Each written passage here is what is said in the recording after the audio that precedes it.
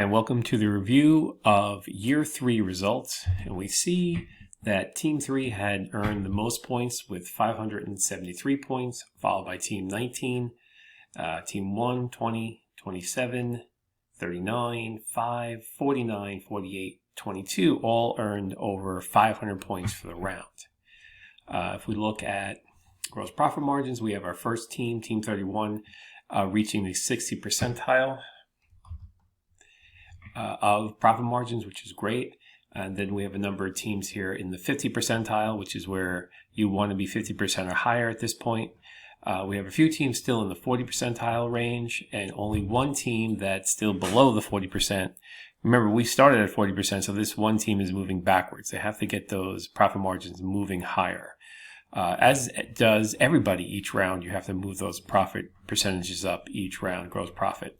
Stock price, you're in the wrong team, is the number one stock price right now, followed by Team 22, Team 33, Team 31, Team 11, and Team 9, all above $60 per share. And if we look at the total points, cumulative points, we have two teams, Team 22 and Team 9, that are over 2,000 points, beating 99% of all the current players this semester around the world. So this percentile rank is not for the class, it's for the world rankings. And we have a number of teams that are above 1,800. So well on their way after 3 rounds of making the required 2,500 points. If we look at the net profits per team, we can see that, again, as the market grows so quickly and as companies have been making operational investments, their profits have grown. So we have a new leader in profits, Team 22, and then we have a number of teams above the 100 million mark in profits. Just incredible performance for those companies. Now, if we look at points per team, again, we have most teams that, if we look at the 400 point level here, most teams are above 400 points. And that's key because you want to earn over 400 points each round to get to that 2,500 points by the end of the semester. So most teams are on target to do that. Only one team is below, have lost points, so they really need to review how they're working as a team. Some teams make the mistake of sharing the work, so one round Johnny does it, the next round Susan does it, then the following round Billy does it, and then the next round they forget to do it, and or they don't know what they're doing, and none of the team members are there to help them, and the team performs poorly. So that's just a common mistake. We see here just about every team has increased their stock price from last round, and sales. So we had a couple teams here. We had one team here lose sales. So sales went down. Only one team where sales went down. And when the markets are growing between 20 and 35%, there should be never a round where sales actually go down. And we have a new leader in sales, Team 19, excuse me, followed by Team 20. Team 20, Team 5, and Team 3, as well as Team 48 and Team 12, of all in the top 5 positions of total sales per team. If we look at earnings per share, we have Team 22, Team 31, Team 33, still in a high position there. Okay, so that's the basic review of this round. You move forward into year 4, make sure you review your overview points to see the exact increases in gross profits, operational and net, as well as your other key financial metrics that we learned about in Chapter 3, and whether or not you're investing in your company and generating a surplus. So in this round, this company went back up to 500 because of a surplus and additional investments. Now, review your assessment for see how you're doing that way. You could look at your own charts, including your team performance chart, which is a very important chart to look at, because at the bottom it shows your forecast versus your demand. So this is, I forecasted 4,300, or I sold 4,300 cars, but I could have sold 44. On truck, I only had 2,500, but I could have sold 2,700.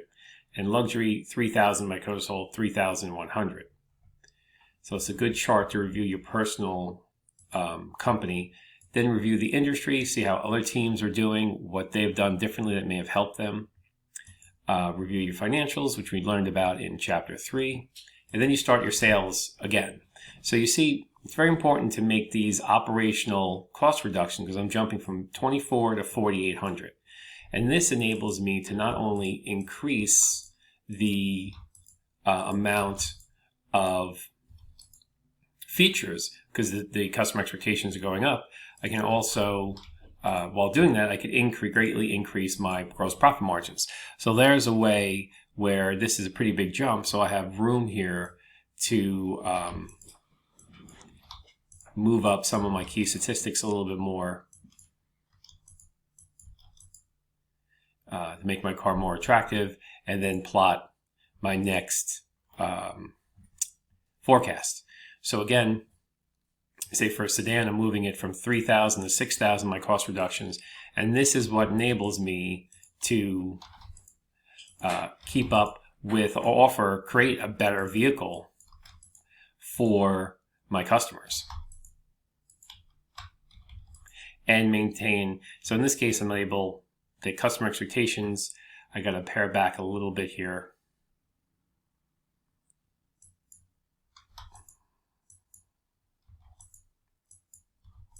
And make sure that I'm going to increase my